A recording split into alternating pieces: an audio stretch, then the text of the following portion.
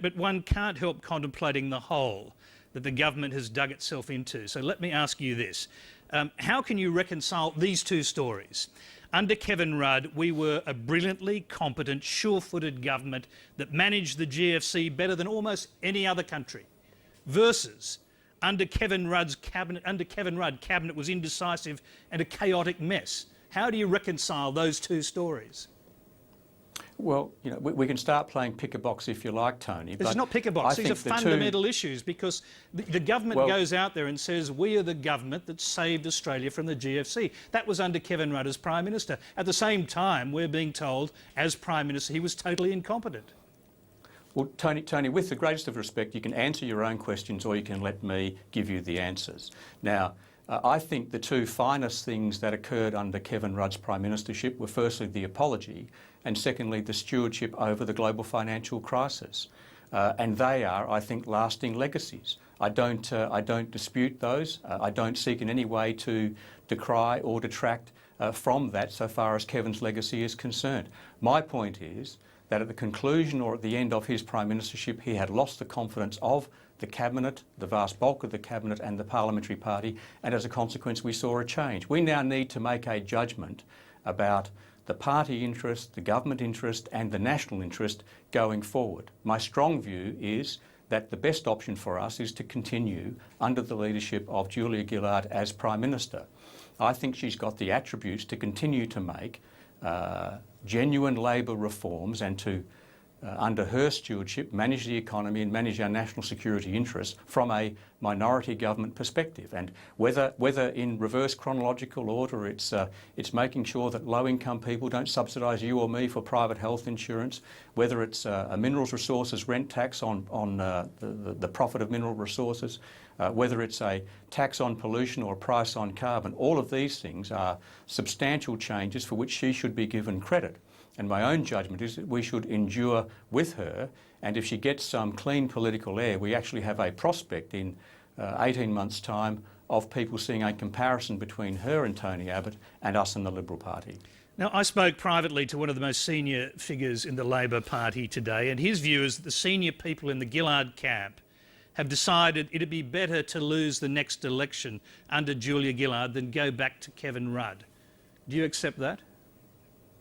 Well, I'm old-fashioned, Tony. I start from the view that the most important thing that the Labor Party nationally can do for the Australian people, particularly low and middle income people who historically and to today look to the Labor Party as the institution in society which will give it a helping hand, that we have an obligation and a responsibility every time we front up to an election to do our best to win, and if we are elected, to do our best to continue to but with all due respect, Stephen Smith, I'm sorry to interrupt you again, but that's not really answering the question. The question is well, if you let me finish, Tony, the answer would be, if you let me finish, the answer would be that I think Julia Gillard gives us the best. Well, if you stopped interrupting, Tony, we might have more chance.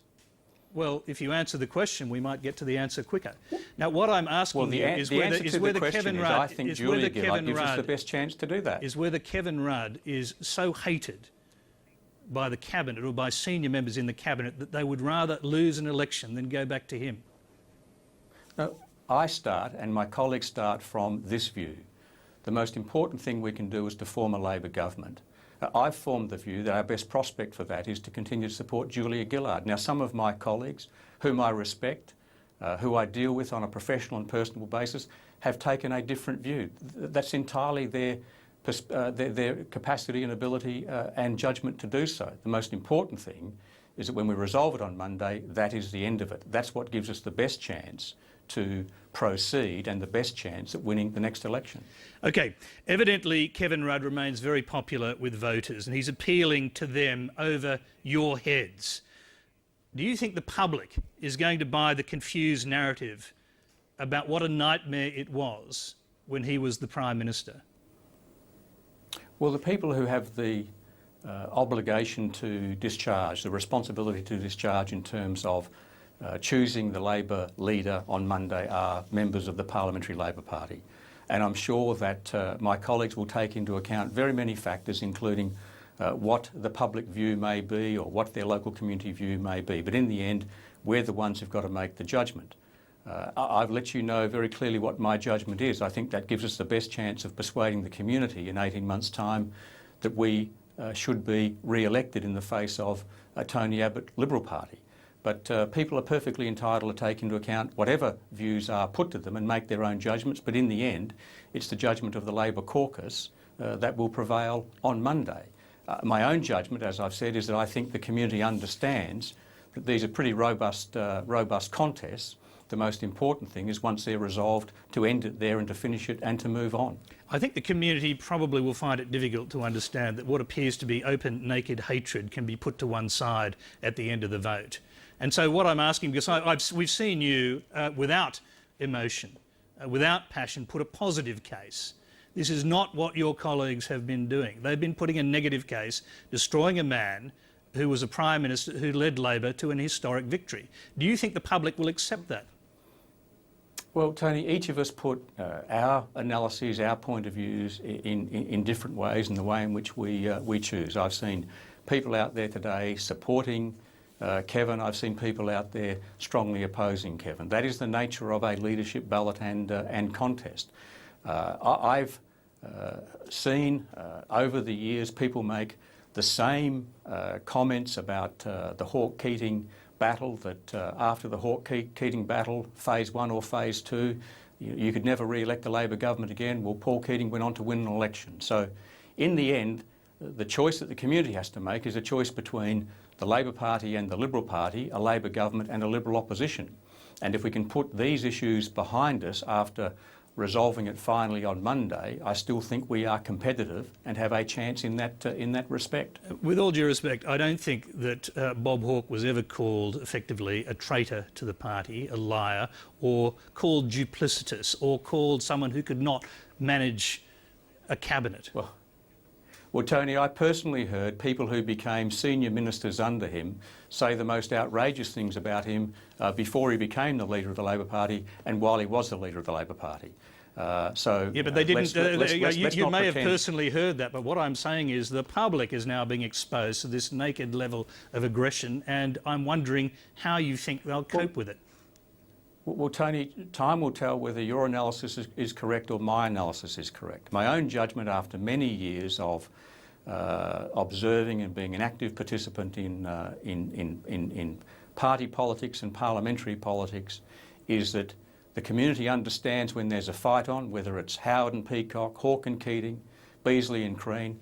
Once that's resolved, they want to see people getting on with the job, and that is the most important thing for us to do from Monday morning. Okay, final quick question. Given what we've been talking about and given the level of the animosity, the extreme nature of the statements, do you really believe Kevin Rudd will give it all away if he loses on Monday? Well, I think, Tony, whoever wins or loses on Monday, there will be a very strong view in the caucus that that's it, that enough is enough.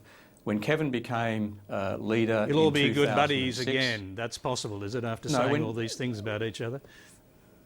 When Kevin became leader in 2006, he said at the caucus meeting which he was elected that there then had to be a zero tolerance for ill discipline in the party, and I think the same rule has to apply from Monday. We've got a responsibility to the party, to the government and to the nation to put this behind us and get on with the job of continuing to effect major reform in the interests of our economy and the interests of our national security. Stephen Smith, we thank you very much for taking the time to come in and talk to us tonight. Thanks, Tony. Thanks very much.